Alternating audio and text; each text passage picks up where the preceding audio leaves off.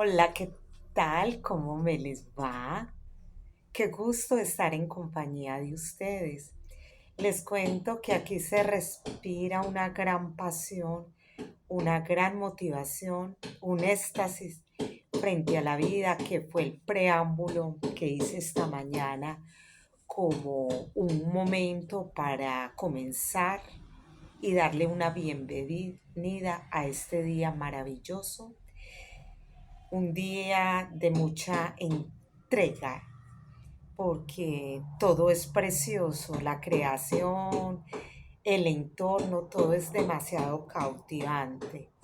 Bien, si vieron de pronto el preámbulo en el apartado anterior,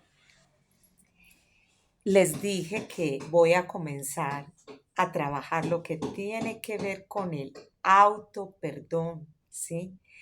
Entonces aquí voy a tratar algunos aspectos, los cuales van a ser muy importantes, si Dios quiere, irlos profundizando, porque nos vamos a dar cuenta que hay muchos elementos, como decimos en el lenguaje coloquial, hay mucha tela para cortar.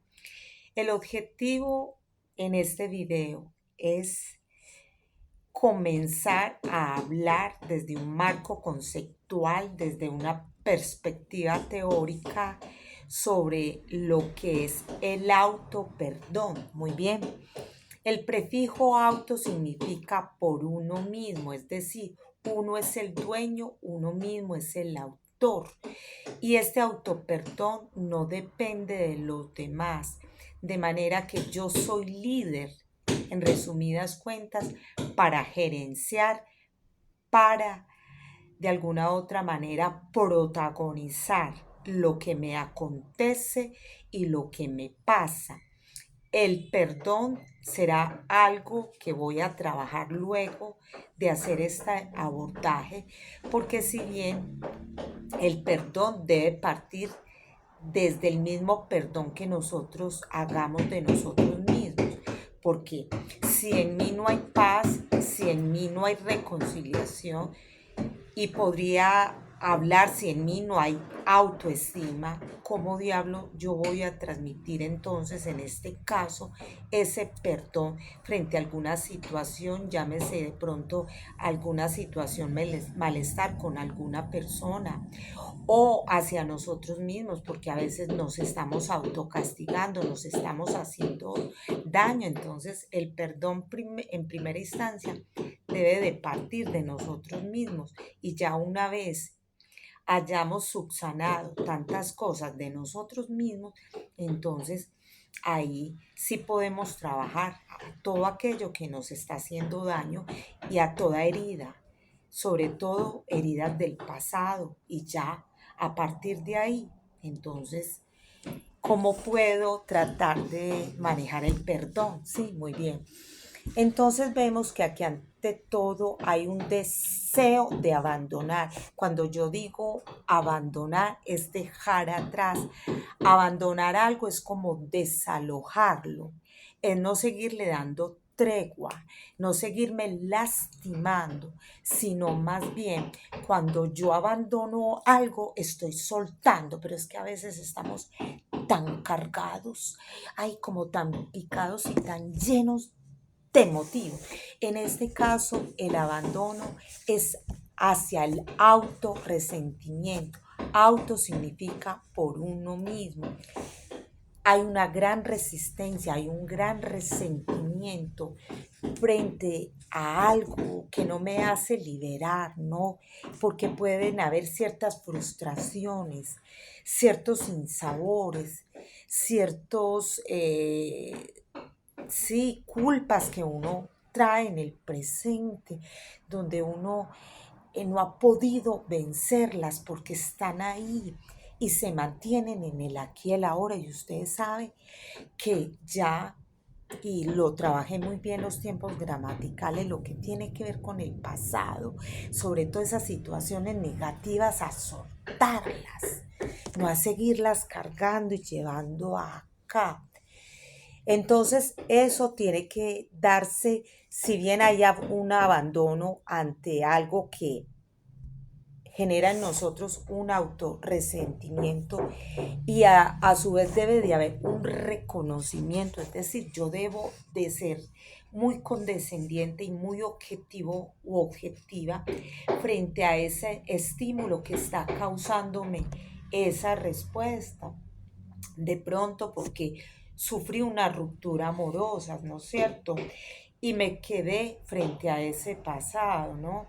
Entonces, en el presente sigo teniendo esos recuerdos de esa situación afectiva que fue caótica de pronto, donde hubo mucha lastimación tanto del uno hacia el otro.